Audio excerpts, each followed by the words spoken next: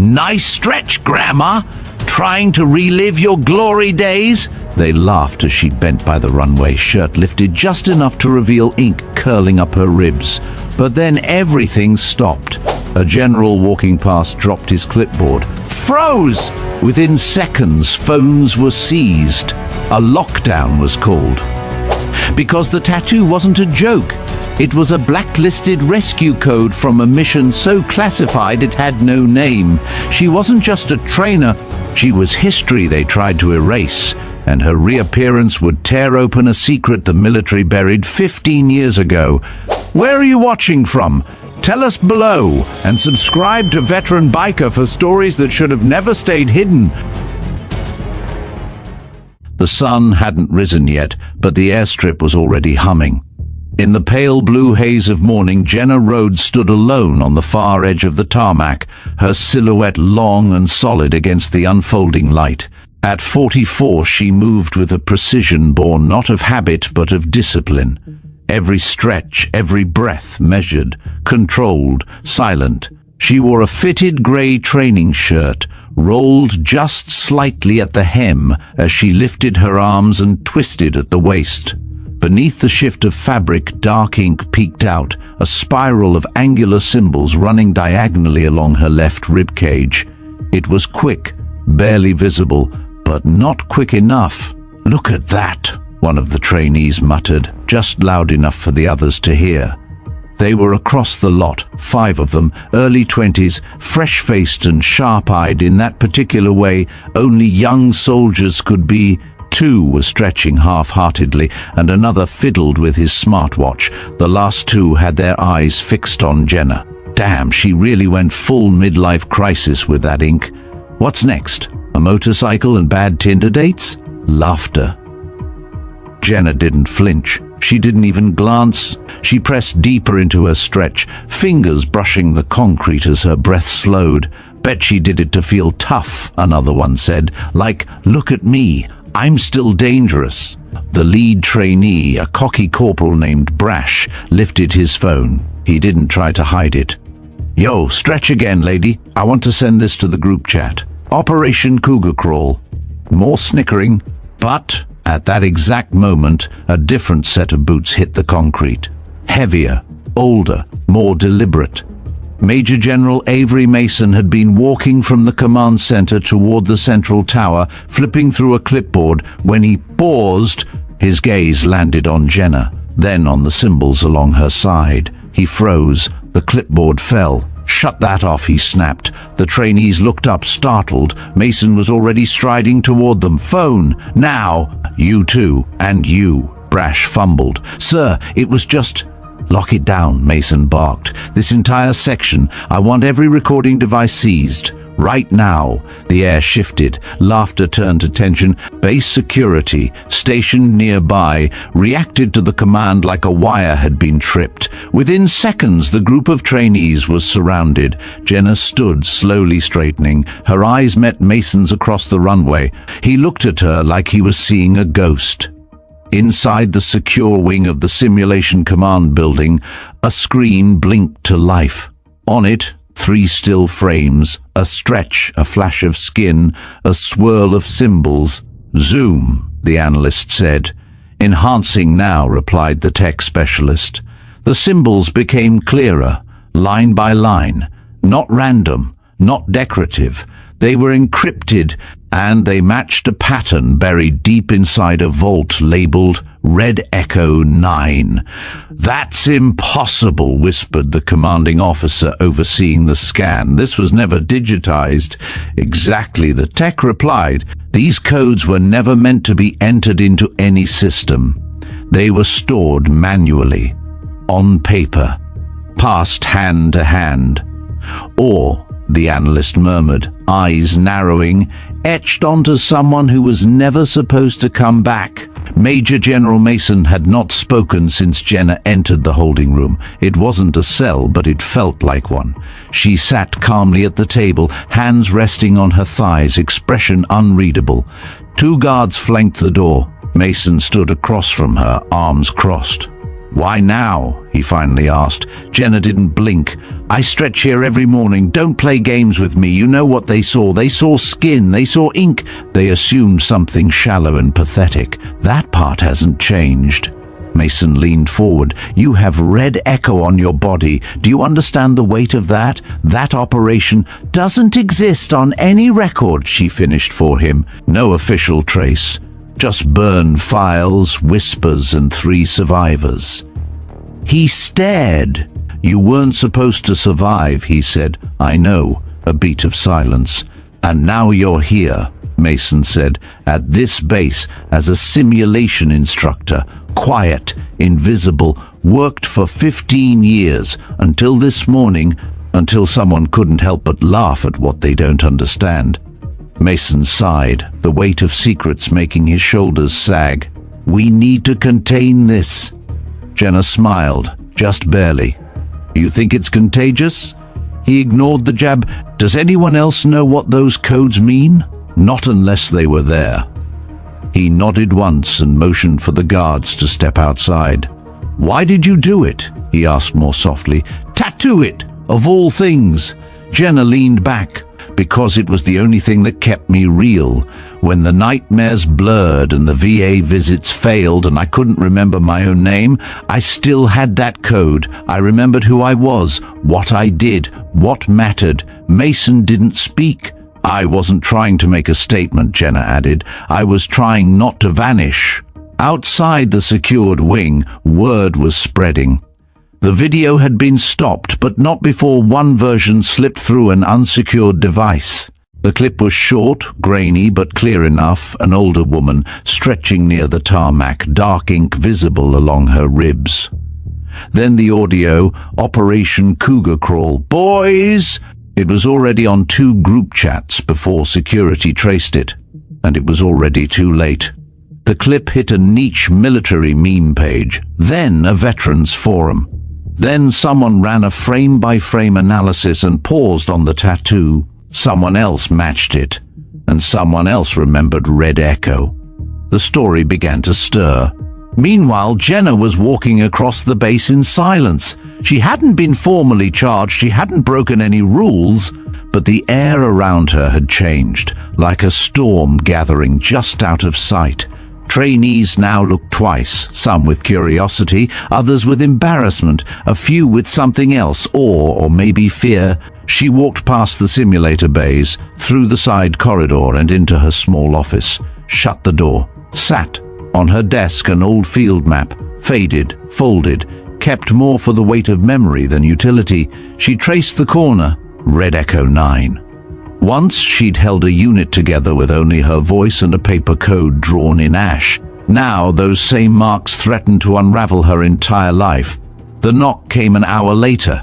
It wasn't security, it was Colonel Brandt. He stepped in, closed the door and looked at her the same way Mason had. "You didn't just coordinate that mission, did you?" Jenna didn't respond. "You wrote the code." She still didn't answer. "I saw the report, the old one, before it was sealed. You came up with the fallback protocol when the main channel was jammed. You got the signal to the evac team by memory. You walked 3 clicks under fire to get it there, not alone. No, but the rest didn't make it." A pause. Brandt lowered his voice. "Why are you here, Jenna? Why now? Because simulations matter, and because the new protocols are using restructured versions of Red Echo models without knowing what they mean." Brandt sat. "You're saying they're misusing them. I'm saying they're stripping the meaning, turning life and death encoding into training puzzles. That can get someone killed. It already has." He went still. "You have proof?" Jenna slid a small drive across the desk. 3 flagged malfunctions in the last 4 months. 2 panic incidents. 1 hospitalization. All linked to corrupted simulations using fragments of Red Echo patterns. Brandt stared at it. Then quietly, "Why didn't you come forward sooner?" She looked him in the eye. "Because I didn't think anyone would believe a ghost." Later that night, Jenna sat alone in her quarters. She opened a locked box beneath her bunk. Inside, a single worn patch, the insignia of her old unit, faded, burned at the edges. Beneath it, a photo, 4 faces, hers among them. Only one other is still alive. She picked up a pen and began writing a message to the one who remembers. We may need to finish what they buried. The air in the command briefing room was dense with silence. Colonel Brandt sat at the far end of the table, fingers tented, eyes locked on the projection screen behind Jenna. She stood, shoulders squared, as line after line of data scrolled upward, evidence of simulation corruption, cross-referenced with trainee incidents. No one interrupted her. When she finished, she stepped back. The room was quiet for a moment too long. Then Mason spoke. If what you're saying is true, these exercises are using live rescue logic with flawed coding. Jenna nodded. They've been repurposing legacy protocol structures without context. Those patterns weren't built for training. They were designed for field evasion under psychological duress. Another officer, Lieutenant Ellis, frowned, but the cadets never leave the room. Jenna looked at him. That doesn't matter when your brain believes it's dying. The silence turned heavier. Brandt leaned forward. How did they get the red echo code models in the first place? I thought they were quarantined. Jenna hesitated, then tapped the console. A new slide appeared. Log extracts from an archived AI training module. A single name was highlighted, Evermark Systems. Brandt cursed under his breath. Private contractor. They've been feeding back pseudo-random models into the simulations for months. Mason rubbed his face. Jesus, we gave them experimental access. They built drills out of memory-coded ops. Jenna's voice was steady, and someone approved it. This isn't accidental. It's systemic. The room fractured into low murmurs, men and women in uniform wrestling with implications none of them wanted to own. Jenna didn't move. She watched, listened, knew what was coming. Mason turned to her. You're not just here to report this, are you? No, I'm here to stop it. How? She reached into her folder and pulled out a second file. Inside, copies of emails, a memo requesting broader AI simulation deployment, and at the bottom a signature, Colonel Sabrina Hartley. Brandt's eyes narrowed. She's with the Joint Oversight Panel. She greenlit Evermark's expansion, Jenna said, and she knew the codes were active. She served in Red Echo Intel. Mason exhaled slowly. You're going to go public? Not yet. Not before we stop the next rollout. There's a new batch of cadets starting this cycle. If they push the update before we fix it, someone else breaks, or worse.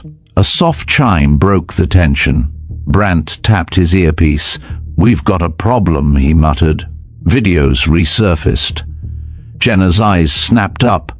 Different angle, higher quality. Someone clipped it from internal CCTV.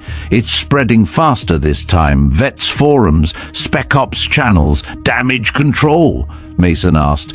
Too late, Brandt replied. And there's more. A frame-by-frame breakdown. Someone overlaid the symbols. They cracked it. A long, cold beat. Jenna didn't speak. She knew what that meant. Mason looked at her. You're compromised. She nodded. Then it's time I stop hiding. Back in her quarters, Jenna opened the old message draft. She finished it. Hit send. 10 minutes later, her comlink pinged. A single reply, you're not alone. The next morning, the base woke to an unusual scene. Jenna Rhodes, once invisible, now stood at the front of the main tactical briefing, flanked by Mason and Brandt. Her name is on the roster. Her voice is clear. She told them everything about Red Echo, about the abuse of the codes, about the trainees being pushed too far. The room of cadets didn't laugh this time. They listened, and in one back row, a hand rose. Why didn't you say something before? Jenna looked at him. Because some things need to hurt before anyone believes they're real. After the session, as people filed out, one trainee lingered. He was younger, nervous, but when he stepped closer, his voice was quiet. "My brother was in one of those broken sims. He hasn't been the same since. Thank you." Jenna nodded once, but her eyes softened. The ghosts were waking, and this time she wasn't going to disappear. That evening, a small convoy pulled into base. Out stepped a man with a cane, silver at his temples, sharp in posture despite a visible limp. Jenna stepped out to meet him, her breath caught. He smiled, pained and proud. "You wrote that code on my ribs. Now let's write the truth across theirs." They shook hands. No cameras, no headlines, just war-forged memory, and a reckoning about to begin. Under the sterile lights of the base's command center, the silence was heavy. Colonel Brandt stood at the center of the briefing room, a redacted report projected behind him, Red Echo schematics flickering faintly across the screen. Jenna sat quietly near the back, her presence both understated and undeniable. "All I'm saying," Brandt began, gesturing to the file, "is that if we're going to keep feeding this protocol into simulations, we better damn well understand what it actually means." Around him sat senior advisors, cyber ops analysts, and a cluster of rising commanders, all with varying degrees of discomfort on their faces. Some squirmed, some averted their eyes. A few locked their gaze on Jenna, trying to reconcile the ghost from Red Echo with the woman who now quietly redefined their chain of command. One advisor, a tall man with silver temples, raised his voice. "These codes were buried for a reason. They were experimental, unstable, Jenna echoed flatly, "because we weren't supposed to survive. But we did, and we remember what worked." Another advisor scoffed. "With respect, remembering and proving are not the same." Brandt stepped in. "She has already provided field-level matches to 3 recent simulation failures, and we're not talking about glitches. We're talking about system spirals that nearly killed candidates. It's anecdotal." "Then make it empirical," Jenna said calmly. "Run my version through the sim and compare outcomes. I'll walk your best trainee through it." The room shifted, whispers passed, someone coughed. Then Colonel Hartley stepped forward. He had been quiet until now, stoic, cold, calculating, with steel-grey eyes and a jaw clenched in permanent judgment.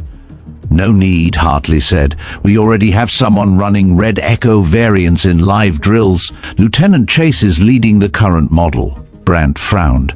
"Chase? He's green. He's never handled an active intercept sim." Hartley's lip curled. "He's our future, not a dusty relic covered in war stories." The insult wasn't subtle. Jenna stood slowly. "Then let me walk with him. Let me guide him through the full protocol. If he's truly ready, it won't matter." Hartley shook his head. "Denied. We don't need ghosts disrupting the chain of command." "Then you're afraid of what I'll prove." He took a step forward. "I'm afraid of teaching the next generation to idolize trauma." "Then maybe they shouldn't be training for war," gasps echoed. Brandt stepped between them. "Enough. If we're going to talk evidence, we run tests. That's what this base is for. Give her 1 session." Reluctantly, Hartley nodded once. 1, no observers, no recordings. Jenna's eyes didn't leave him. "I'm not the one who's hiding." 2 hours later, Jenna stood inside Simulator Bay 3. Lieutenant Chase, a young man in his mid-20s with neat blonde hair and textbook posture, waited beside her. He looked at her like she was a museum piece. "You're the one with the tattoo, right?" he asked, pulling on his neural harness. Jenna said nothing. No offense, just didn't think you were real." She adjusted her headset. "Neither did Command. Let's begin." The simulation loaded. A jungle insertion, 2 hostile zones, evac point compromised. The trainee's role: extract a downed asset while maintaining radio silence and avoiding detection. Chase moved efficiently. Crisp, clean responses. But at the first scramble, an unexpected minefield pattern. He froze. Jenna didn't speak. She simply tapped a code into her console. A sequence lit up. He stared. What is that? The fallback. Echo 9 stitch. It's not in the manual. No, it was never meant to be. Now move. He did. Through instinct, through tension, through sweat. By the end of the simulation, his vitals were elevated. His breath was ragged. But he survived, and so did the asset. As the sim ended, Chase pulled off his headset, blinking hard. That shouldn't have worked. Jenna nodded, but it did. Outside the bay, Hartley was waiting. You manipulated the sim. No, Jenna replied. I completed it, with undocumented protocols. Then maybe it's time you start documenting the truth. He stepped close, voice low. You don't belong here. You're a remnant, a crack in the system. Jenna's voice was steady. No, I'm the part you couldn't erase. That evening, Jenna received a message, unsigned but familiar. A time, a hangar, a name she hadn't heard in 15 years. She went. Inside the dimly lit hangar stood a man in civilian clothes, grayer, leaner, but unmistakable. Captain Rhodes, he said softly. I was beginning to think you'd never come back. She didn't smile. Didn't think I had to. He nodded. Neither did I. Until I found out what they're doing with the codes. They walked in silence. What do you need from me? Jenna finally asked. He turned, face etched with years, to finish what Red Echo started. Under the sterile lights of the base's command center, the silence was heavy. Colonel Brandt stood at the center of the briefing room, a redacted report projected behind him, Red Echo schematics flickering faintly across the screen. Jenna sat quietly near the back, her presence both understated and undeniable. All I'm saying, Brandt began, gesturing to the file, is that if we're going to keep feeding this protocol into simulations, we better damn well understand what it actually means. Around him sat senior advisors, cyber ops analysts, and a cluster of rising commanders, all with varying degrees of discomfort on their faces. Some squirmed, some averted their eyes. A few locked their gaze on Jenna, trying to reconcile the ghost from Red Echo with the woman who now quietly redefined their chain of command. One advisor, a tall man with silver temples, raised his voice. These codes were buried for a reason. They were experimental, unstable. Unstable, Jenna echoed flatly, because we weren't supposed to survive, but we did, and we remember what worked. Another advisor scoffed. With respect, remembering and proving are not the same. Brandt stepped in. She has already provided field-level matches to 3 recent simulation failures, and we're not talking about glitches. We're talking about system spirals that nearly killed candidates. It's anecdotal. Then make it empirical, Jenna said calmly.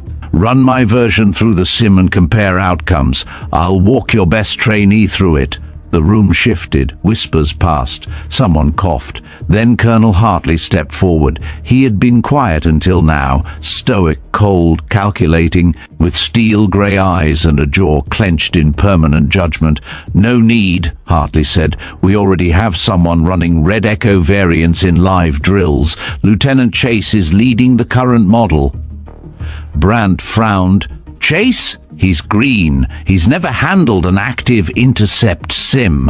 Hartley's lip curled. He's our future, not a dusty relic covered in war stories. The insult wasn't subtle. Jenna stood slowly. Then let me walk with him. Let me guide him through the full protocol. If he's truly ready, it won't matter. Hartley shook his head, denied. We don't need ghosts disrupting the chain of command. Then you're afraid of what I'll prove. He took a step forward. I'm afraid of teaching the next generation to idolize trauma. Then maybe they shouldn't be training for war, gasps echoed. Brandt stepped between them. Enough. If we're going to talk evidence, we run tests. That's what this base is for. Give her 1 session. Reluctantly, Hartley nodded once. 1. No observers, no recordings. Jenna's eyes didn't leave him. I'm not the one who's hiding. 2 hours later, Jenna stood inside Simulator Bay 3. Lieutenant Chase, A young man in his mid-twenties with neat blonde hair and textbook posture waited beside her. He looked at her like she was a museum piece. "You're the one with the tattoo, right?" he asked, pulling on his neural harness. Jenna said nothing. "I mean, no offense, just didn't think you were real." She adjusted her headset. Neither did Command. "Let's begin." The simulation loaded. A jungle insertion, 2 hostile zones, evac point compromised. The trainees' role: extract a downed asset while maintaining radio silence and avoiding detection. Chase moved efficiently. Crisp, clean responses. But at the first scramble, an unexpected minefield pattern, he froze. Jenna didn't speak. She simply tapped a code into her console. A sequence lit up. He stared. "What is that?" "The fallback. Echo 9 stitch." "It's not in the manual." "No. It was never meant to be." "Now move." He did. Through instinct, through tension, through sweat. By the end of the simulation, his vitals were elevated. His breath was ragged. But he survived, and so did the asset. As the sim ended, Chase pulled off his headset, blinking hard. "That shouldn't have worked." Jenna nodded, but it did. Outside the bay, Hartley was waiting. "You manipulated the sim?" "No," Jenna replied. "I completed it, with undocumented protocols. Then maybe it's time you start documenting the truth." He stepped close, voice low. "You don't belong here. You're a remnant, a crack in the system." Jenna's voice was steady. "No, I'm the part you couldn't erase." That evening, Jenna received a message, unsigned but familiar. A time, a hangar, a name she hadn't heard in 15 years. She went. Inside the dimly lit hangar stood a man in civilian clothes, grayer, leaner, but unmistakable. "Captain Rhodes," he said softly, "I was beginning to think you'd never come back." She didn't smile. "Didn't think I had to." He nodded. "Neither did I. Until I found out what they're doing with the codes." They walked in silence. "What do you need from me?" Jenna finally asked. He turned, face etched with years. "To finish what Red Echo started." The wind outside Hangar 47 howled like a memory Jenna had spent years trying to silence inside. The man across from her looked older, sharper, his presence as solid as ever. He handed her a folder. No names, no stamps, just coordinates, timestamps, and one familiar line of code written in ink across the bottom: Echo 9 stitch. "They're mimicking Red Echo in the new drills," he said, voice low, "but it's all watered down, sanitized. They've gutted the fallback sequences." Jenna flipped through the folder. "And the recruits? Running headfirst into traps, thinking it's all simulated. Last month, 2 almost died during blackout protocol. They don't even recognize the embedded signals." She snapped the folder shut. "Because they weren't taught the truth." He nodded. "That's why I called you. They're rebranding your survival as outdated. Let me see the control logs." He handed her a key card. "Terminal 12C, Level 3. You didn't get it from me." That night, Jenna moved like a shadow through corridors that once bore her authority. The hum of servers greeted her like ghosts. At Terminal 12C, she inserted the card and watched the classified files unravel. Log after log showed altered drills, artificial successes, and mislabeled failures, and buried beneath layers of encryption, tactical overwrite orders, all signed off by Colonel Hartley. She froze. Hartley wasn't just resisting her presence, he was systematically deleting Red Echo's legacy and replacing it with algorithms. She downloaded everything. The next morning, she walked into the control briefing without invitation. Officers turned. Hartley looked up mid-sentence, jaw tightening. "You weren't scheduled," he said. Jenna dropped the drive onto the center table. "Then clear your schedule." Brandt raised an eyebrow. "What is this? Proof that your simulations are being tampered with?" "That command has replaced field protocols with sanitized models that leave soldiers vulnerable." Gasps spread. Hartley leaned in. "This is classified. You're violating clearance limits." Jenna locked eyes with him.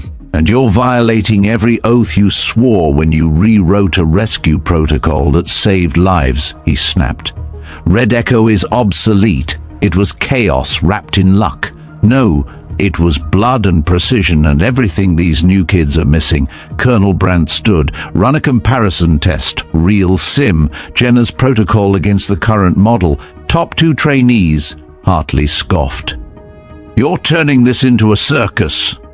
"No," Brandt replied. "We're turning it into truth."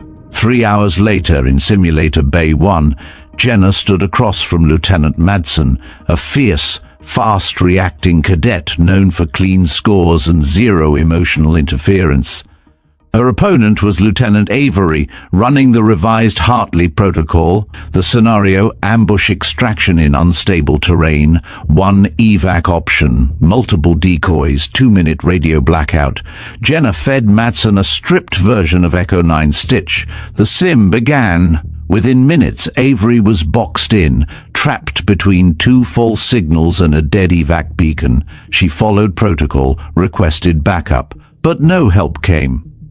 Meanwhile, Madsen hesitated for half a second, then trusted Jenna's code. She pivoted, rerouted through a thicket marked by a nearly invisible infrared flare. The evac signal popped live. Avery failed. Madsen succeeded. Brandt reviewed the data. Live outcomes, variable pressure. Echo 9 reduced casualty probability by 43%. A stunned silence followed. Jenna turned to Hartley. "Still think I'm obsolete?" He glared. "You just got lucky. Then let me train them all. Let me see if luck repeats." Later that evening, Jenna sat outside the barracks, watching the horizon fade into orange. Footsteps approached. It was Madsen. "That code," she said softly. "It wasn't just a trick, was it?" Jenna looked up. It was a scar, a lesson we carved into ourselves so we wouldn't forget. Madsen sat beside her. "Then teach me more. I don't want to be fast. I want to be right." Jenna nodded. "Then you start tomorrow, and you start with silence." Madsen frowned. "Why silence?" "Because the first thing they taught us was to listen before we lead." Back in the command center, Hartley stared at the Red Echo files now under review. His phone buzzed. A message, 1 word, "She's awake." He deleted it. But he didn't sleep that night. Jenna sat quietly in the dim light of her quarters, the weight of the day pressing down like the cold steel of the hangar walls. Outside, distant hums of aircraft engines mingled with the night wind, a lullaby that was both familiar and restless. She traced the outline of the folder she'd secured earlier, a dossier that held not just data, but the legacy of lives saved and lost. The phone buzzed, jolting her from her thoughts. It was Madsen. The young lieutenant's message was simple, ready to start. Jenna smiled faintly, knowing this was only the beginning. The next morning, the simulation bay was alive with tension. Jenna and Madsen stood side by side, surrounded by blinking consoles and the sterile scent of electronics. The trainees watched eagerly, knowing this session wasn't like any other. Jenna's voice was calm yet sharp. "This isn't about speed. It's about precision. It's about remembering that every code, every move, means a life hanging in the balance." Madsen nodded, absorbing every word. The simulation loaded, a hostile extraction under heavy fire, compromised comms, and shifting terrain that tested both mind and reflexes. The exercise began with calculated chaos. Madsen moved through the environment, her every decision echoing the protocols Jenna had etched into her muscle memory years before. When the first trap sprang, a false evac beacon designed to disorient, Madsen hesitated. Then, recalling the Echo 9 Stitch fallback, she rerouted with fluid precision. The trainees watched in silence as the simulation unfolded, the lines between virtual and visceral blurring. By the end, Madsen had not only completed the mission but had done so while saving her digital team from near-certain failure. The data screens confirmed what Jenna already knew. The legacy code still had life. Later, In the briefing room, Jenna faced an audience of skeptics and believers. Her evidence was irrefutable. The sanitized models put lives at risk, the buried codes carried real tactical advantage, and the institutional resistance was more political than practical. Hartley sat in the front row, jaw tight. His posture betrayed both frustration and grudging respect. "You expect us to rewrite decades of protocol?" he challenged. "No," Jenna replied. "I expect us to stop pretending that progress means forgetting what worked." The debate was fierce, but a shift had begun. The old ghosts weren't going away quietly. That evening, Jenna found herself alone in the mess hall. The door creaked open, and Madsen entered, eyes bright with a new determination. "I want to learn everything," she said simply. Jenna nodded. "Then you need to understand the silence, too." Madsen frowned. "The silence?" Jenna's gaze drifted. "War isn't just fought with bullets, it's fought in waiting, in watching, in knowing when to speak and when to listen." They sat together as the lights dimmed. In that quiet, a bond was forged, not just of teacher and student, but of warriors sharing scars unseen. Days turned into weeks. Jenna's training sessions became the pulse of the base's new direction. More trainees requested her guidance, and her protocol gained momentum. Meanwhile, the leaks about the simulation manipulations stirred media interest, and public pressure mounted. Hartley's grip loosened, replaced by cautious cooperation. Jenna used every moment to rebuild what had been lost: protocols, trust, and most importantly, the respect for those who had lived through the chaos. One night, Jenna received an unexpected visitor, an old comrade who had once been the heart of Red Echo's field operations. Their reunion was quiet but profound, a reminder that while the war had changed, their mission remained. Together, they planned a campaign, not just to preserve history, but to protect the future. As the base prepared to implement the revised training protocols, Jenna stood once more by the runway. The tattoo on her ribs caught the morning sun, a silent testament to battles fought and lessons learned. A young recruit approached, eyes wide with hope and fear. "Ready?" Jenna asked. The recruit nodded. "Good. Because this isn't just about simulations, it's about life. And every life counts." With that, Jenna turned toward the horizon, knowing the fight was far from over, but this time she wasn't alone. Jenna stood in the muted glow of the briefing room, the hum of the base settling into its usual night rhythm around her. After weeks of pushing back against the system, fighting to reclaim what had been buried under bureaucracy and indifference, she had finally won. A small victory. The new training protocols based on the Red Echo legacy codes were set to be rolled out across the base. But Jenna knew better than anyone that a victory on paper was just the beginning of a far larger battle. The door opened quietly, and Lieutenant Madsen stepped inside, her face a mixture of exhaustion and resolve. "Ready for the next step?" she asked, her voice steady but edged with anticipation. Jenna nodded, feeling the weight of the moment. "This isn't just about drills anymore. It's about how we carry this knowledge forward, how we train the next generation not just to survive, but to understand the cost of each decision." Madsen took a seat, pulling out her tablet and tapping through the latest simulation data. The cadets have been responding well, but some of the senior officers are still skeptical. Jenna's eyes narrowed. Change always threatens those who cling to the past. She gestured toward the display, which showed simulation success rates rising steadily. These numbers aren't just metrics, they're lives. The difference between chaos and control. A soft chime announced a message on Jenna's comm. She glanced down, an encrypted transmission from an unknown source. Curiosity piqued, she opened it. The message was simple but chilling. "We're watching. Stop digging or face consequences." Jenna's jaw clenched. The resistance wasn't just ideological, it was personal. The next morning, the base buzzed with tension. Rumors of pushback against the new protocols had spread, and whispers of sabotage began to surface. Jenna moved through the halls like a shadow, gathering allies quietly.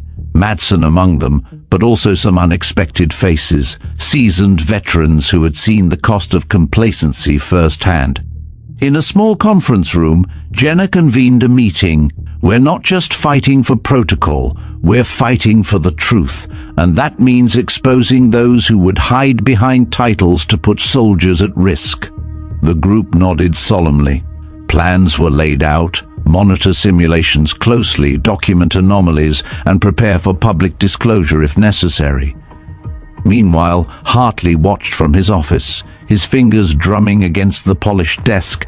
The arrival of dissenters rattled his usual composure. He knew Jenna was more than a ghost from the past. She was a catalyst.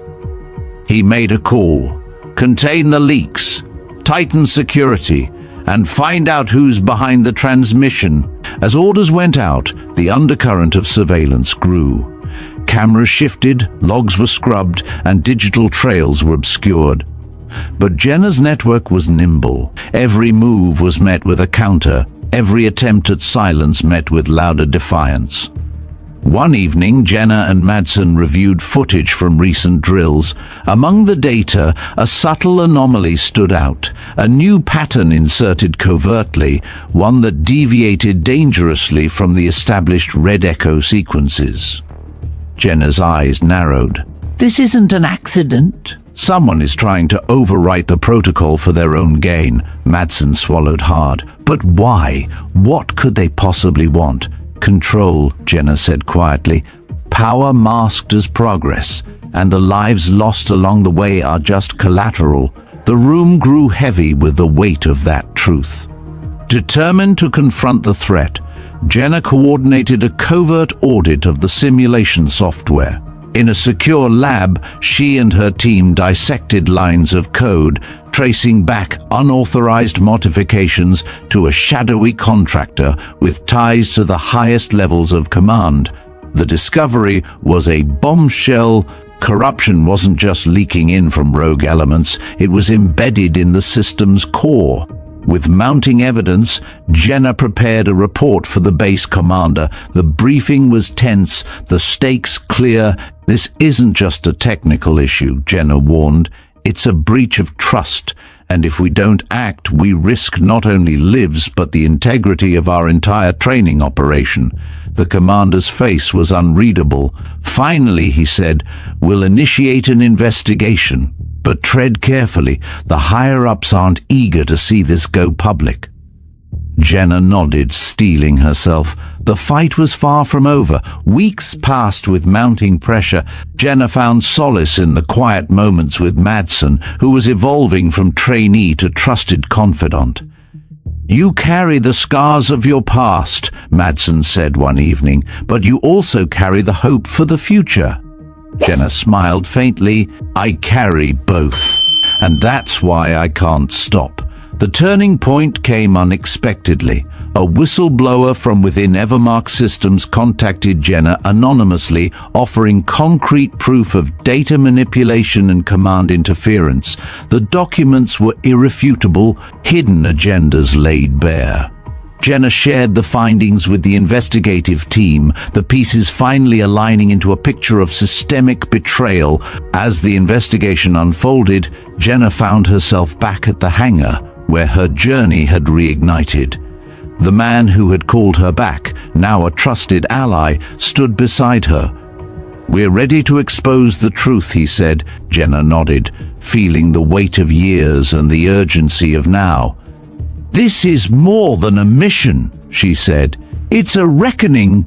With evidence in hand and allies at her side, Jenna prepared to step into the light, to challenge not only the corrupt but the complacent. The road ahead was uncertain, but for the first time in years, Jenna felt something she hadn't in a long time: hope. And with it, the fierce determination to see justice done, no matter the cost. Jenna walked into the dimly lit briefing room, the hum of the bass slowly fading into a tense silence. Today was pivotal. Months of gathering evidence, training recruits, and navigating political minefields had led her to this moment. The panel of senior officers, a mix of skepticism and curiosity etched across their faces, awaited her presentation. She began with clarity and conviction, laying out the irrefutable proof of systemic manipulation within the simulation programs. She detailed how the Red Echo legacy codes had been altered and suppressed, putting trainees' lives at risk. The room listened, some shifting uncomfortably as the weight of her words settled.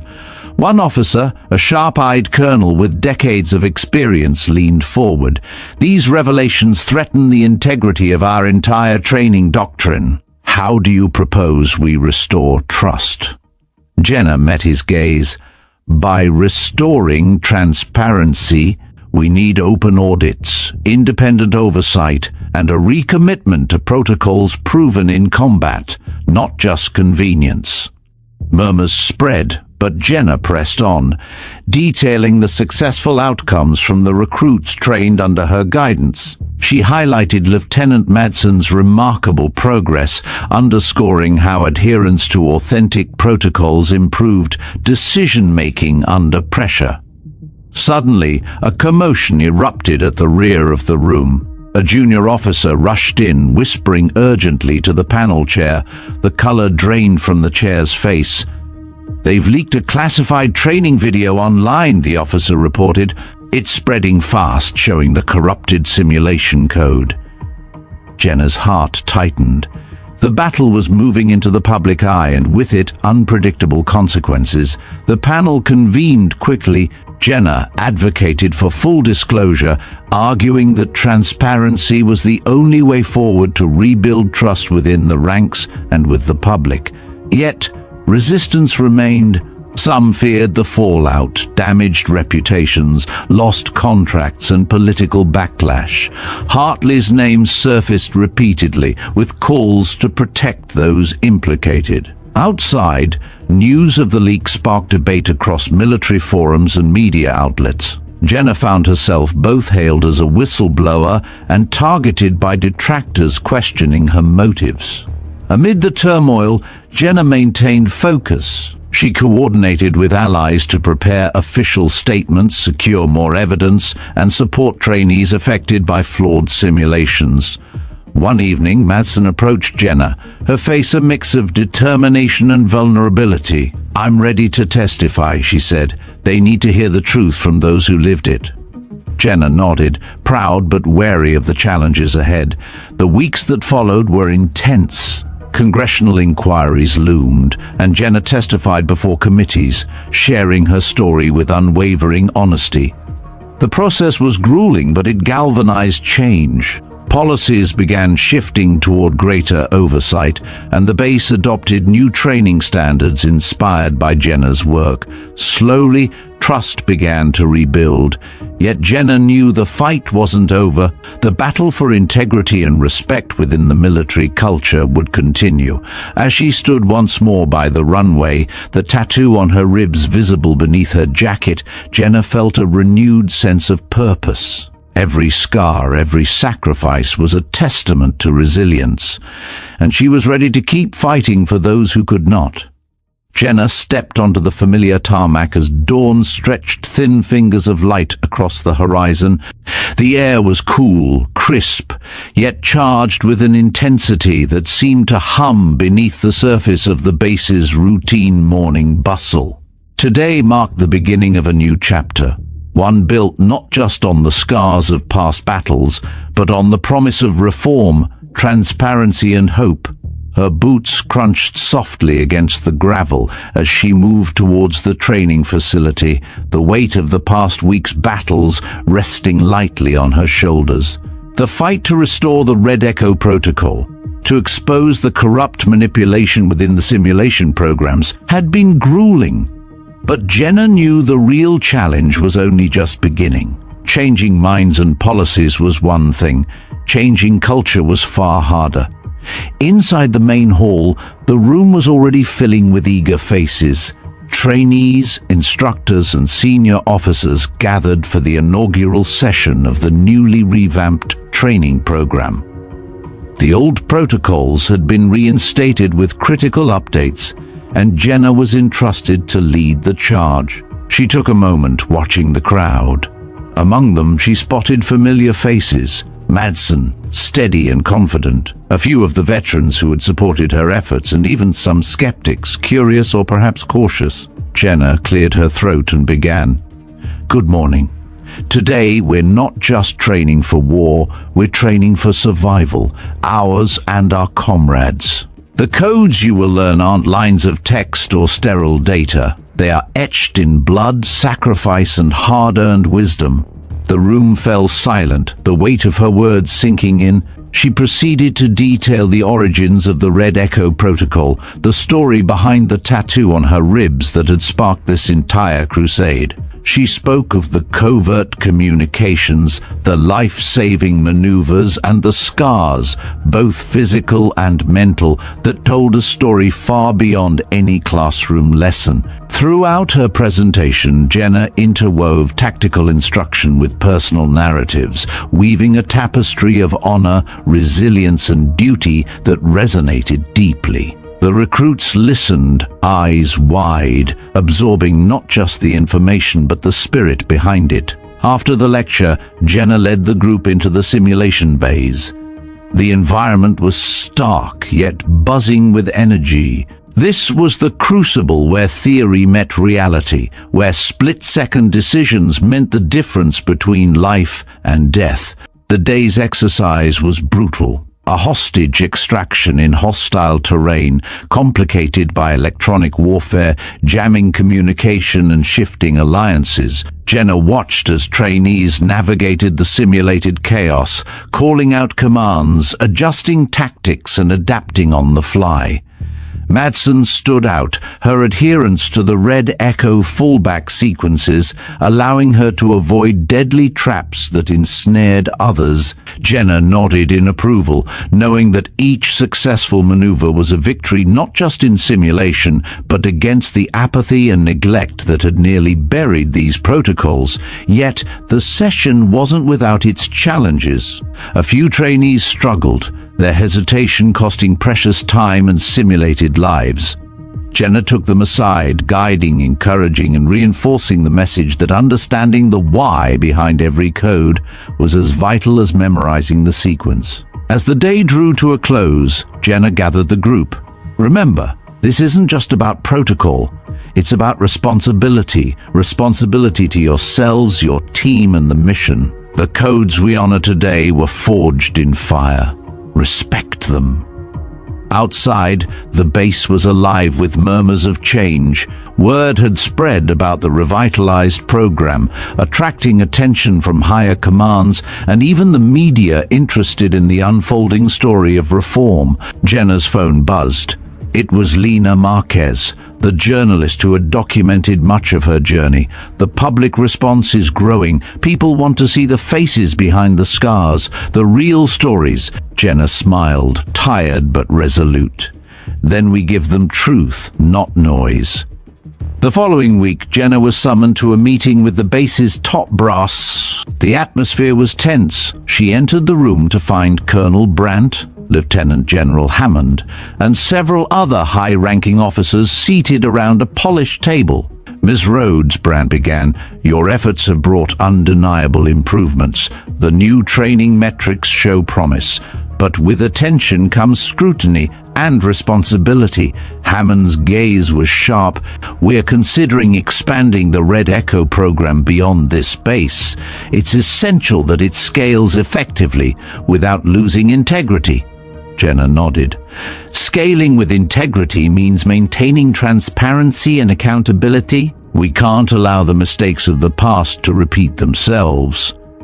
The discussion turned to logistics, budget constraints, and political considerations. Jenna listened carefully, knowing that while the program's expansion was a victory, the real test would be in implementation. Later, as the meeting broke up, Hammond approached Jenna quietly. "You've done well, but be prepared. The higher the stakes, the fiercer the opposition." Jenna met his warning with steady eyes. "I'm ready." Amid the progress, unexpected challenges arose. Jenna discovered that some contractors working on the simulation software had ties to factions resistant to change, with interests in maintaining the status quo for profit and influence. She coordinated with Madsen and trusted allies to conduct covert audits, uncovering attempts to introduce backdoors and sabotage the training sequences. One night, Jenna received an encrypted message from an anonymous source within the contractor network, revealing a planned sabotage during an upcoming high-profile demonstration. Acting swiftly, Jenna alerted base security and devised a countermeasure plan, turning the demonstration into a test not just of protocol, but of vigilance.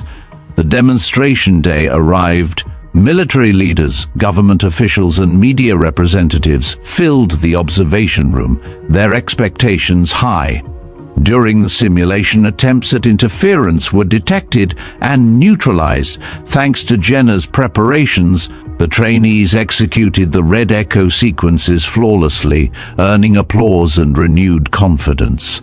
Afterward, Jenna addressed the crowd. "This is the future of tactical training, not sanitized, but real. Not convenient, but essential." Her words resonated beyond the walls, sparking discussions in military circles and policy forums. Back at the base, Jenna reflected on the journey. The tattoo on her ribs no longer felt like a burden, but a beacon, reminding her of what had been lost and what could be regained. Madsen joined her by the window, watching the sun dip below the horizon. "Do you think it'll last?" Jenna smiled softly. "It has to. For the sake of every soldier who'll carry these codes forward." The fight for integrity and truth was ongoing, but Jenna Rhodes was no longer alone. Together, they would forge a path where scars told stories, and stories forged strength.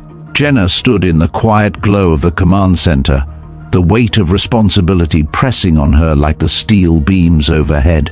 The journey from being a shadow in the system to the architect of its reform had been arduous, but the real battle, the battle for the hearts and minds of those she served alongside, was only just beginning. Her phone vibrated softly. A message from Madsen: "We're ready to push forward.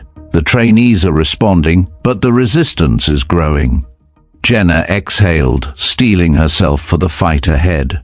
The next morning, Jenna convened a meeting with her core team, instructors, veterans, and tech specialists, all united by a common goal: to ensure the integrity of the Red Echo protocols and to safeguard the soldiers who would depend on them. They discussed strategies for expanding training while monitoring for any attempts at sabotage or misinformation. Meanwhile, whispers of Jenna's reforms had reached high-ranking officials and political figures, stirring both support and opposition. Jenna navigated this complex landscape with measured determination, understanding that true change required both transparency and diplomacy. Back on the training floor, she observed Lieutenant Madsen leading a group through a rigorous simulation. The young officer's confidence and mastery of the codes were evident, a testament to Jenna's dedication. Yet Jenna knew complacency was the enemy. She continued refining the curriculum, incorporating real-world scenarios and psychological resilience training. One evening, Jenna received an unexpected visitor, a military chaplain who had served alongside her years ago.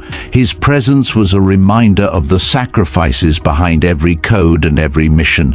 They spoke quietly about healing, honor, and the unseen battles veterans face long after the war zone fades. As weeks passed, Jenna's program gained momentum. New recruits embraced the depth and authenticity of the training, while skeptics found themselves challenged by undeniable results. The base became a hub of innovation and reflection, a place where history and progress converged. But challenges persisted. Attempts to undermine the program surfaced in subtle ways: misplaced equipment, altered logs, and anonymous threats.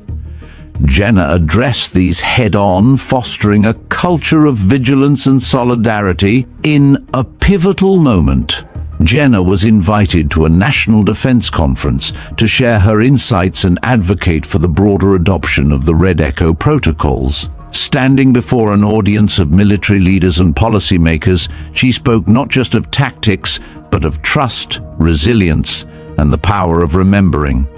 Her words resonated, sparking discussions that would ripple through defense communities nationwide. Returning to base, Jenna felt a renewed sense of purpose. The tattoo on her ribs, once a hidden mark, had become a symbol of enduring strength and legacy. As she watched the sun set over the runway, Jenna knew the mission was far from over.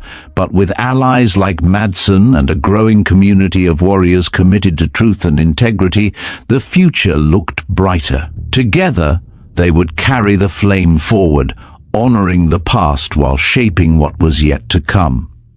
The early morning light filtered softly through the tall windows of the base's operations center.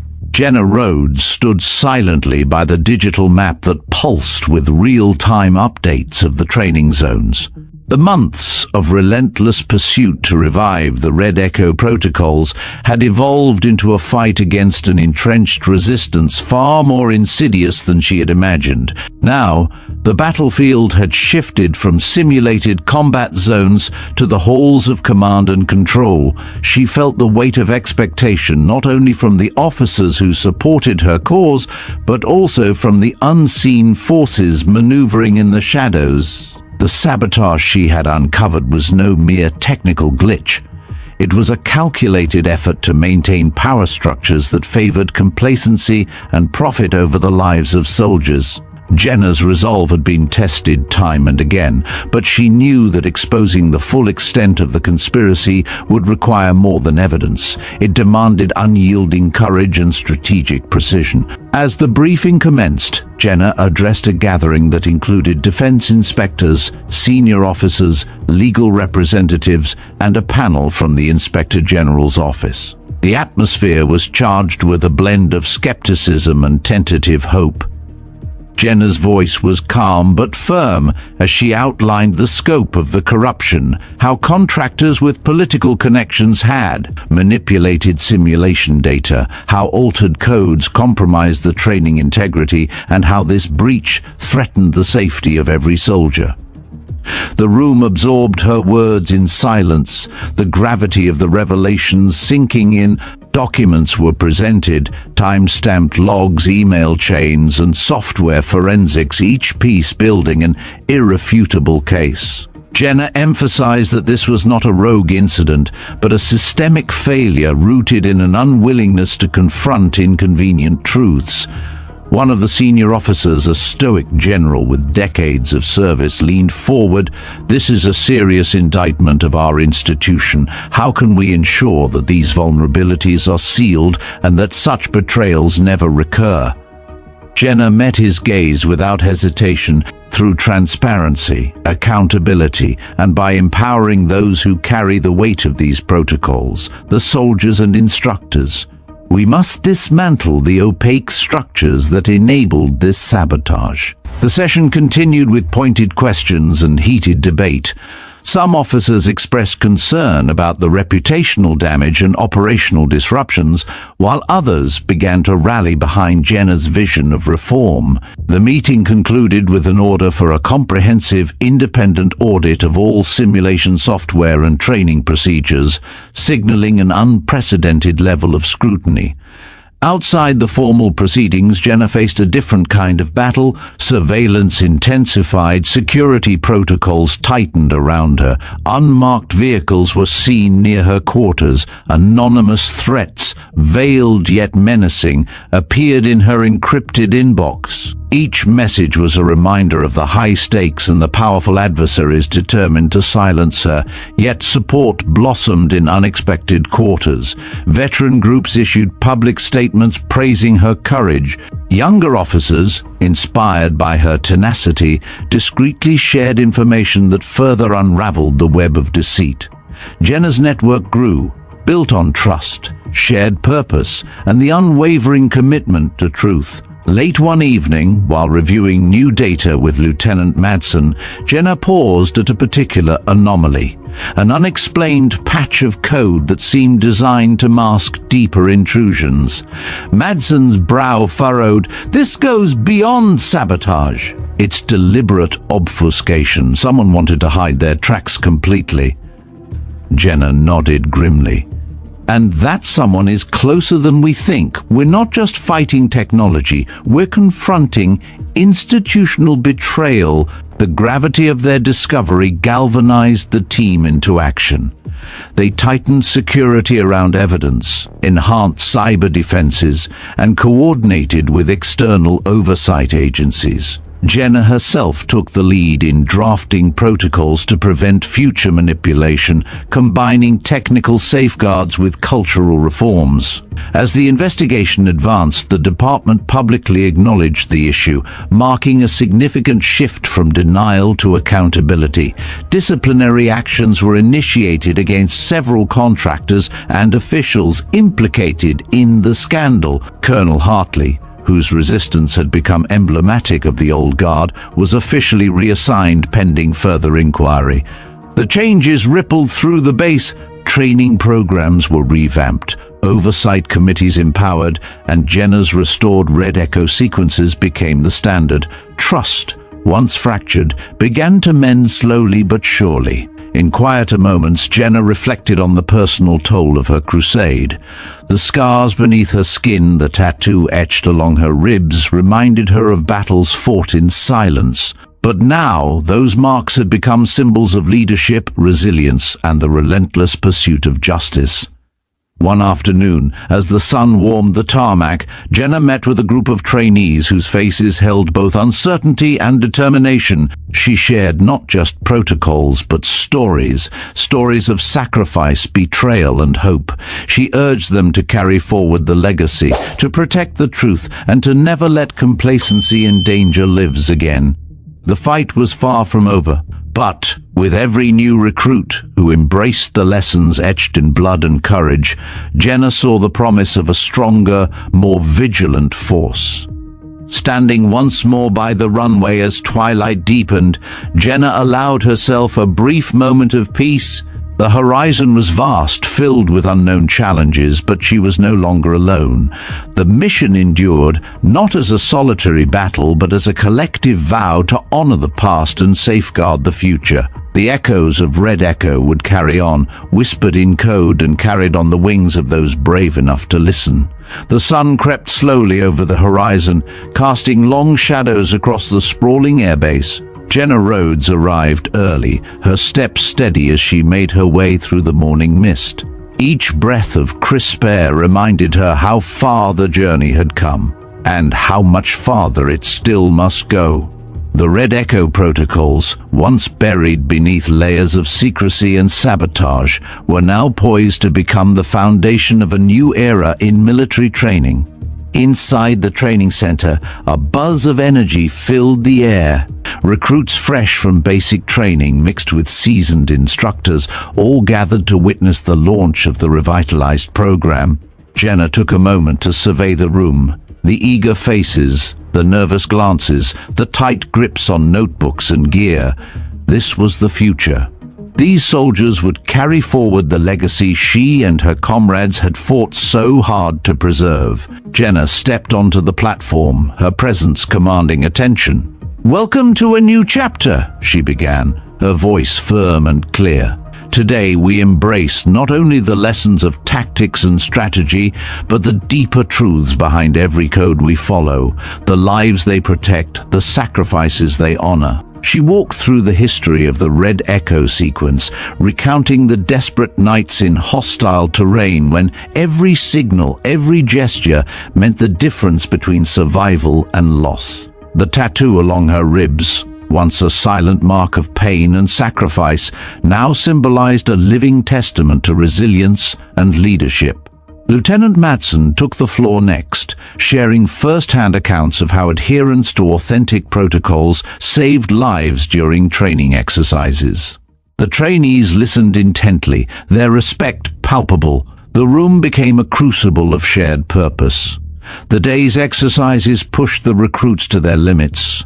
Complex urban scenarios with shifting variables tested their adaptability. Jenna observed from the control room, her eyes scanning live feeds and biometric data.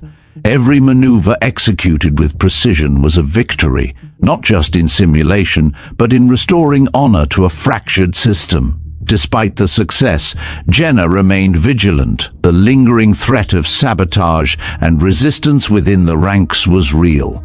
She scheduled regular audits, enhanced cybersecurity measures, and cultivated alliances with whistleblowers and advocates. Her leadership was both a shield and a beacon. Beyond training, Jenna navigated the corridors of power. Meetings with defense officials, legislators, and advocacy groups filled her calendar. She advocated tirelessly for transparency, accountability, and support systems for veterans and active personnel alike. Each conversation chipped away at entrenched resistance. Outside the base, the story of the Red Echo revival captured public imagination. Media coverage highlighted the courage of those who dared to expose corruption and fight for change. Jenna found herself both celebrated and scrutinized, a symbol of perseverance in a complex battle.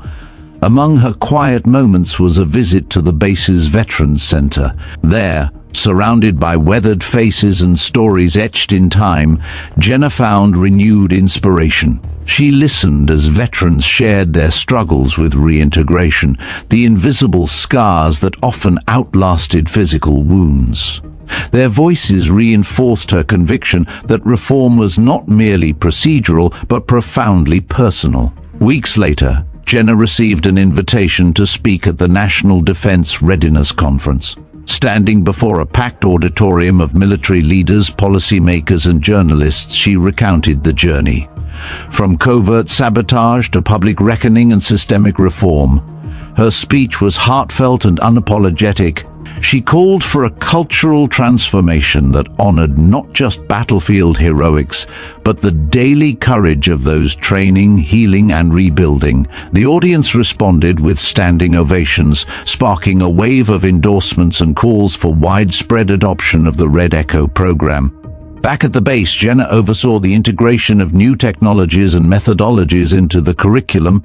Advanced simulations, immersive virtual reality scenarios, and mental resilience training became staples. The culture shifted from one of suspicion to one of shared responsibility. But Jenna remained aware of ongoing challenges. Factions resistant to change continued to maneuver behind the scenes. Attempts to dilute protocols, delay funding, and discredit reformers emerged sporadically.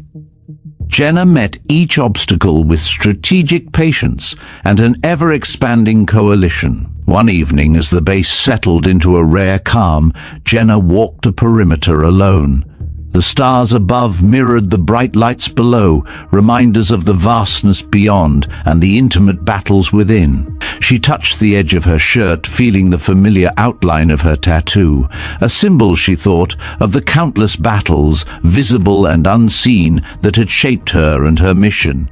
The road ahead was long, but Jenna Rhodes was ready for herself, for her comrades, and for the generations of soldiers who would one day stand where she stood, carrying the torch of Red Echo and the legacy of truth. The morning sun filtered through the thick canopy of clouds as Jenna Rhodes stepped onto the base's tarmac, the weight of recent victories tempered by the knowledge that change was an ongoing battle. The reforms she had championed were taking root, but the path ahead was fraught with new challenges. Bureaucratic resistance, lingering skepticism, and the delicate task of institutionalizing culture shifts in a vast military apparatus. Her first stop was the newly established Red Echo Simulation Wing, a gleaming complex outfitted with state-of-the-art technology. The walls bore murals honoring those who had sacrificed everything for the mission, a constant reminder that their work was about legacy as much as logistics.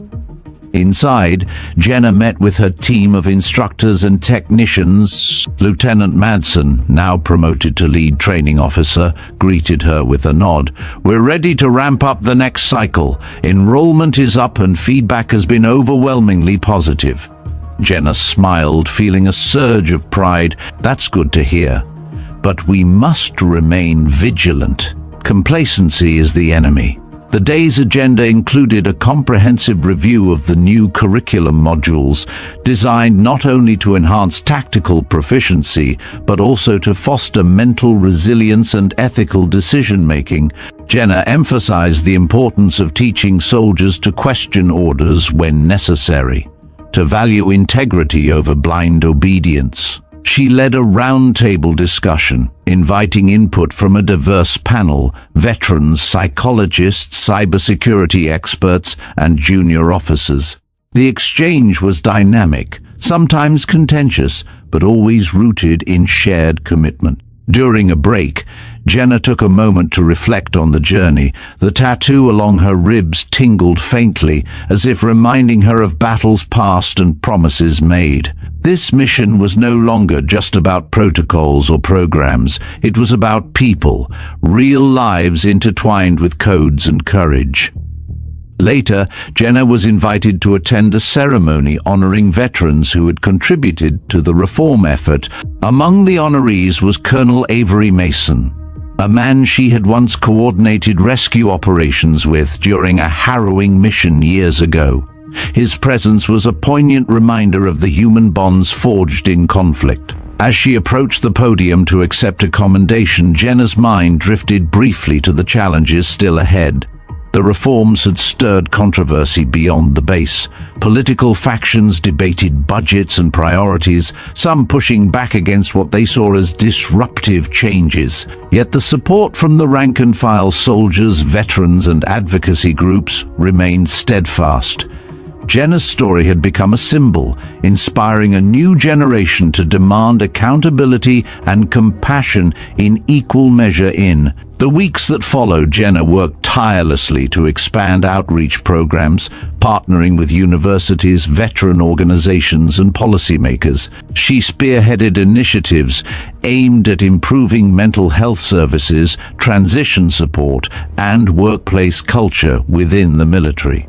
Her leadership style evolved, balancing fierce determination with empathy and openness. She mentored junior officers, encouraging them to embrace transparency and ethical leadership. One evening, Jenna received an unexpected message, an invitation to join a newly formed national task force on military reform, comprising leaders from across the defense and legislative spectrum. The invitation was both an honor and a challenge, a call to influence policy at the highest levels. She accepted, recognizing that true change required engagement beyond the base into the heart of governance. At the first task force meeting, Jenna presented data-driven recommendations and compelling testimonies, advocating for sustained funding, rigorous oversight, and enhanced veteran care. Her arguments were met with both applause and resistance, a microcosm of the larger societal debate. Back at the base, Jenna's presence invigorated the training programs. She introduced workshops on leadership ethics, whistleblower protections, and cultural competency. The ripple effects were evident.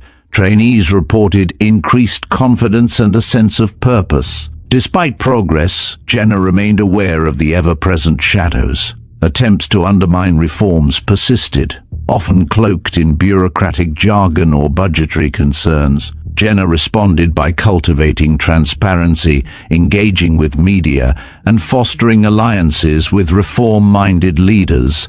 Her resilience was tested repeatedly, but each setback only strengthened her resolve. The tattoo on her ribs had become more than a personal mark. It was a beacon for those who believed in honor beyond orders. As dusk settled over the base, Jenna stood by the runway, gazing at the horizon. The journey was far from over. But she knew with unwavering certainty that every step taken was a step toward a better future for those who served.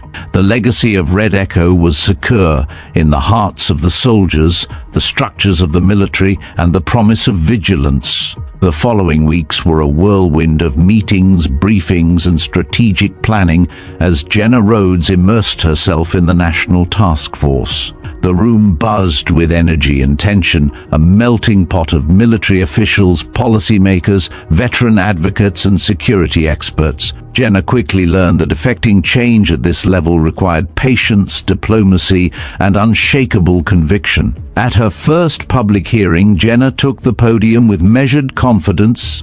The chamber was filled with senators, representatives, and a packed gallery of supporters and skeptics. Cameras flashed as she presented her detailed report, weaving together data from the Red Echo program with compelling stories of soldiers transformed by the renewed protocols. She emphasized the necessity of protecting whistleblowers, investing in mental health, and ensuring transparency in military operations. Her message was clear: the health of the military depended on the integrity of its training and the welfare of its people. Though some questioned the costs and scope of her proposals, Jenna's testimony resonated widely. News outlets picked up her words, sparking nationwide conversations about military reform and veteran care. Social media campaigns rallied around hashtags like #EchoTheTruth and #HonorInAction. Back at the base, Jenna found solace and strength among the soldiers and instructors whose lives she'd touched. Training sessions became forums for open dialogue, where veterans shared experiences and junior officers learned not just tactics, but values. The tattoo along her ribs felt like a steady pulse, a reminder of the sacrifices behind every decision. Yet, challenges persisted. Opposing interests launched targeted campaigns to discredit the reforms, exploiting bureaucratic red tape and stirring public doubt. Jenna faced smear attempts in the press, anonymous threats, and political maneuvering designed to stall progress. Undeterred, she responded with transparency, hosting open forums, granting interviews, and inviting independent audits. She built bridges across divides, forging coalitions with lawmakers, veterans groups, and media outlets dedicated to truth. Her leadership inspired a new wave of recruits, many motivated by her story and the vision she championed. They trained harder, questioned more, and carried the Red Echo legacy with pride. One evening, during a quiet moment, Jenna received a letter from a young soldier who had completed the Red Echo training. The soldier wrote of newfound confidence, a deeper understanding of duty, and the courage to stand up for what was right. Jenna read the letter twice, tears welling, but her resolve was steady. The mission had become bigger than any one person. It was a movement, a collective vow to honor those who served and to protect the values that defined them. Months later, Jenna returned to the base's training hall for the dedication of the newly named Rhodes Center for Tactical Integrity and Veteran Advocacy. The ceremony was attended by military leaders, government officials, families, and soldiers. The plaque bearing her name hung prominently, a symbol of enduring change. Colonel Avery Mason, now an advocate and mentor, spoke movingly about Jenna's impact. She has shown us that courage is not just in battle, but in standing up to the forces within. Her legacy will guide generations. As Jenna accepted the honor, she reflected on the long road, from a hidden scar beneath her shirt to a beacon for reform. The tattoo on her ribs was a testament, not just to survival, but to purpose. The journey ahead would still be fraught with trials. Systems resist change. Power seeks preservation. But Jenna Rhodes had ignited a flame too bright to be extinguished. Her final words to the assembly echoed with quiet power. True strength lies in integrity, in the courage to face truth, and in the commitment to protect those who carry our future. The applause was thunderous, Outside, soldiers and civilians alike shared stories inspired by her fight, signaling a new dawn for military culture and veteran care. As twilight descended on the base, Jenna walked alone along the runway. The stars began to twinkle overhead, mirroring the distant lights of hope she had helped kindle. The Red Echo mission was no longer hers alone. It belonged to every soldier who dared to honor the past by shaping a just future. The tattoo on her ribs ached softly, an eternal reminder etched in skin and spirit. The war for integrity and honor continued. The years ahead shimmered with possibility. Jenna Rhodes stood once more at the edge of the runway, the steady hum of new training exercises filling the air around her. The battles she'd fought were no longer distant memories, but living lessons shaping the next generation. The Red Echo protocols had become more than a program. They were a promise that the sacrifices of the past would not be forgotten and that integrity would guide every step forward. Veterans returning home found renewed support, and young soldiers trained not just for war, but for honor and humanity. Jenna's tattoo, a symbol etched in flesh and spirit, had come to represent a movement, one that transcended ranks, titles, and divisions. It was the embodiment of resilience and the quiet power of standing tall against adversity. In classrooms, training centers, and community halls, the story of Red Echo inspired countless voices to rise. Veterans shared their scars and stories openly, bridging gaps and healing wounds both seen and unseen. Looking to the horizon, Jenna felt the weight of responsibility but also the lightness of hope. The mission she had carried alone had blossomed into a collective vow, a commitment to safeguard truth, protect the vulnerable, and honor every story of courage. Though challenges would surely come, the foundation was strong. The legacy of those who fought in silence would endure, carried on by those brave enough to listen and bold enough to act. And so, beneath the vast sky, Jenna breathed deeply and stepped forward, not just as a soldier or leader, but as a guardian of a future shaped by dignity, strength, and unwavering heart. The journey continues.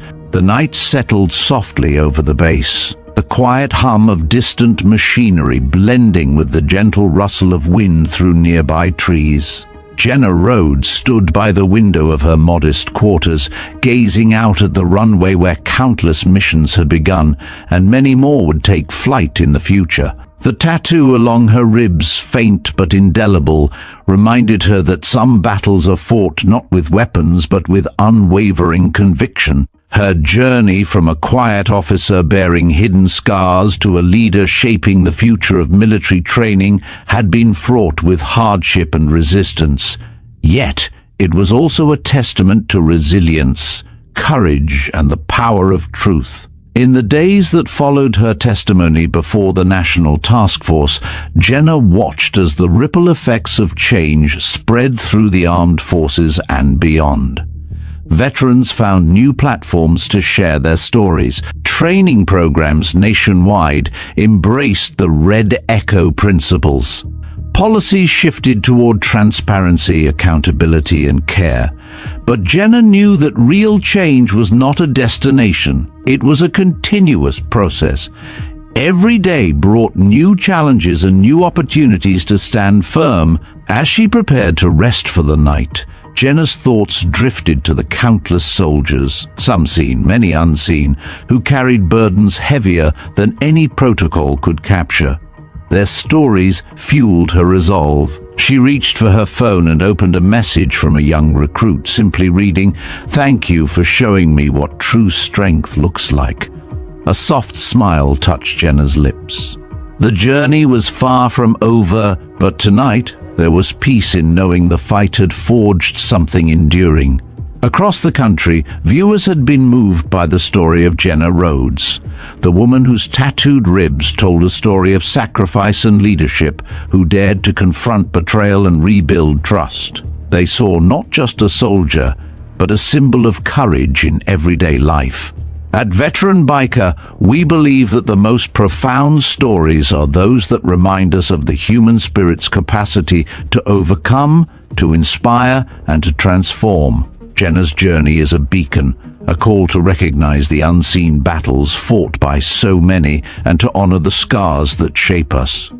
If this story touched you, if it stirred something deep within, we invite you to share your thoughts below. Tell us where you're watching from, what part moved you most, or your own story of resilience. Your voice matters. Join the conversation. Like, subscribe, and become part of the Veteran Biker family, where stories of strength, dignity, and quiet heroism are told with heart.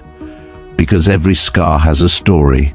Every story deserves to be heard. Thank you for watching, and remember, sometimes the greatest battles are fought in silence and won with courage.